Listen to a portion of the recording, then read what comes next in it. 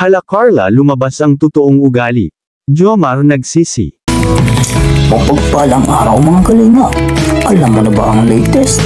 Tara, ating alamin. Pero bago ang lahat, pakisubscribe mo muna ang aking munting channel, pati na si Kalinga Prab at Kuya Bal Santos.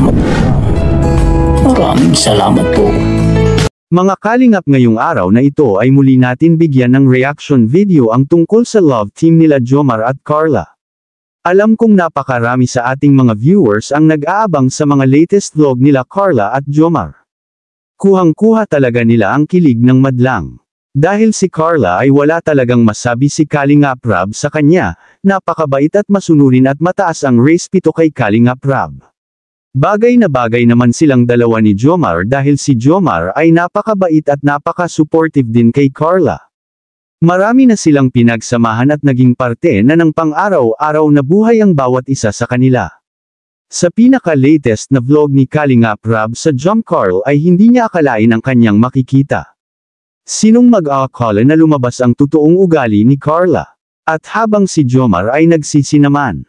Pero bago ang lahat ay kunting flashback lang muna sa nangyari noong muling binisita ni Kalinga Prab si Carla doon sa kanilang apartment na tinitirahan. First time na napadpad si Kalinga Prab sa tinitirhan ni Carla at nakapagkape, at labis siyang humanga dahil bumungad sa kanyang harapan ang mga decoration sa loob ng bahay. Paskong Pasko na sa loob ng bahay na tinitirhan ni Carla, may Christmas tree na, at ang pinaka-nakapukaw ng atensyon ni Kalingap ay ang makita niya ang mga picture nila Jomar at Carla noong mga time na nagbakasyon sila, at very unforgettable moment. Labis na nagulat si Kalinga Prab sa kanyang nakita. Dahil ang lahat ng iyon ay nandoon nakasabit at pinalaminate pa talaga ni Carla at ginustusan para maging matibay at maganda. At ngayon ay dumako na tayo sa pinakatugatog ng ating kwento. Tara, samahan niyo ako. Hindi sukat akalain ni Kalinga Prab na biglang darating si Jomar at bibisitahin si Carla. Sa pagdating ni Jomar ay basang-basa siya dahil sa lakas ng ulan. At dito ay nagmadaling pinapasok ni Carla si Jomar at kumuha siya ng towel upang panasan si Jomar dahil basang-basa ito sa ulan. Kung ating mapapansin dito ay lumabas ang totoong ugali ni Carla, na madalas na hinahanap ng isang tao, yung pagkamaalalahanin at napaka-caring dahil sa pag-aalala niyang baka magkasakit si Jomar dahil sa sobrang basa nito sa ulan ay kanya itong pinunasan. Sobrang bait naman ni Carla at si Kalinga Prab ay hindi makapaniwala maging ang keyboys dahil walang mali siya sa kanya na pinunasan si Jomar kahit na sa katawan nito at sa loob ng damit. Kaya humanga talaga si Kalinga Prab sa kanyang nakita. Samantala sa ibang bahagi naman ay labis na nagsisi si Jomar at humingi ng tawad kay Carla.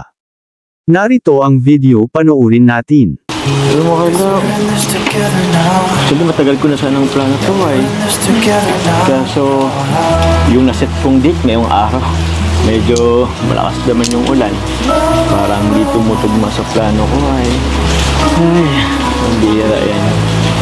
Siyasya na Carla kasi parang napapadalas yung sablay ko. Una sa Baguio, madalas akong hindi nyo nakakasama. Okay lang po yun. Kahit anong pong plano mo, sana dito lang din po. Oo? At yun na nga mga kalingap dahil pala sa kanyang mga palpak na plano at maraming beses na pagkakamali, na siyang nagiging dahilan ng kanilang hindi pagkakaintindihan minsan. Kagaya na lang noong pumunta sila ng Baguio ay hindi sila magkasundo noon. Pero ang pinakamaganda ay always pa din ang support ni Carla kay Jomar. At silang dalawa ay parang tubig at apoy. Kung sino ang apoy, ang isa naman sa kanila ang magiging tubig para maging kalma, at ang problema ay madaling masolusyonan pag kalmado ang isipan dahil maayos na mapag-uusapan kung ano man ang mga hindi pagkakaintindihan. Sanay nagustuhan nyo ang ating reaction video sa araw na ito mga kalingap, hanggang sa muli. Anong masasabi nyo tungkol dito mga kalingap? I-comment mo lang sa baba ang gusto mong sabihin at ating babasahin isa-isa. Maraming salamat po. To God be the glory.